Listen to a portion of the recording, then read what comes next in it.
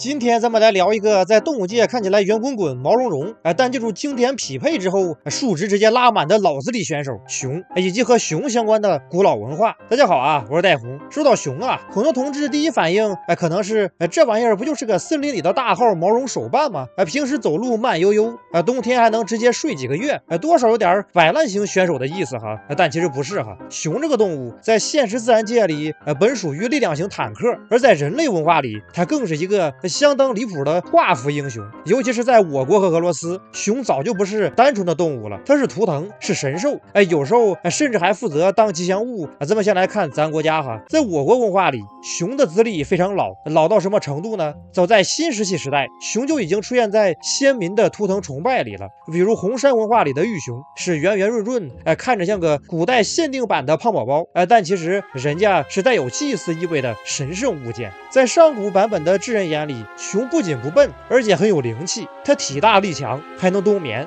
睡一觉起来继续干饭。这种生命力对古人来说，属于是神话级别的生存技能。而且我国神话里啊，熊还拿过一个非常硬核的副本，叫大禹化熊。传说呀，大禹治水的时候，为了开山疏河，直接化身黑熊，靠着一身蛮力和耐力，把治水工程往前推进。这就很不普通了哈，这是水加地面系的智慧型英雄，主打一个能扛能挖还能救人。不过到了后边，咱对熊的态度就逐渐变得复杂了起来。一方面啊，熊还是很威猛哈，咱们夸一个人壮，可以说他虎背熊腰；夸一个人胆子大，可以说他雄心豹子胆。这个时候的熊依旧是力量属性拉满。但另一方面，熊又被智人拿去当了吐槽素材，比如说狗熊，往往是在骂人家窝囊；熊孩子说的是调皮捣蛋的小朋友，还有兵熊熊一个，将熊熊一窝。总之呀，熊在这些语境里都不是什么好词儿。所以中国文化里的熊属于一个很有意思的双面英雄。高光时刻它是神圣图腾治水神灵，低谷的时候它又变成了笨拙窝囊的代名词。只能说咱这边看待动物啊，确实讲究一个辩证，既敬畏它，也不耽误拿它开玩笑。而俄罗斯那边画风是更加直接，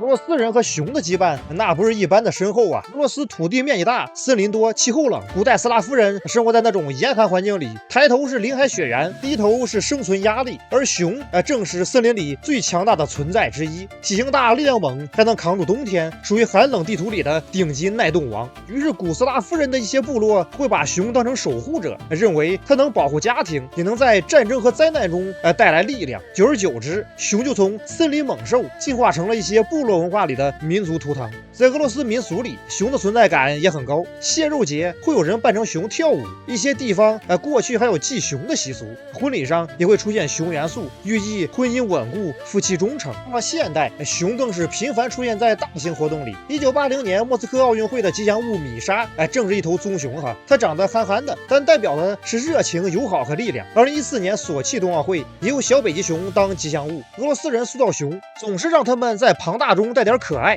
粗犷中又带点温柔。熊这一类动物啊，你说它憨吧，它确实看着挺憨，但你要真觉得它是无害的小动物，那确实是误判了它的危险性。当前本自然界，熊这类英雄的武功、血量和双抗都不低啊，近身之后基本不跟你讲道理。当然，西方历史上也经常用熊来指代俄罗斯，有时候还带点负面意思，说它庞大、粗暴、笨重。而俄罗斯人貌似很得意这种说法哈，直接拿过来使用，认为熊是强壮坚韧、不好惹的意象。俄罗斯的两种熊，棕熊和北极熊确实攻击性极强，而我国的熊类更多，一共有棕熊、亚洲黑熊、大熊猫、懒熊和马来熊5种。棕熊和大熊猫大家已经很熟悉了哈，平时在各种新闻里登场率是极高。而亚洲黑熊和懒熊属于两大倒霉蛋，它俩的刷新地点和孟加拉虎在一个地方，这导致这几位角色进行了一波协同演化，在本就已经很险恶的大自然环境里，生活的是更加勾心斗角啊。亚洲黑熊远在北美大陆的近亲美洲黑熊，平时看起来是那么悠闲自得，偶尔还会去智人家里串串门，要点饭吃，一个个掐的那叫一个5饱6足，个个比梁子还胖。反观我们倒了血霉的亚洲黑熊，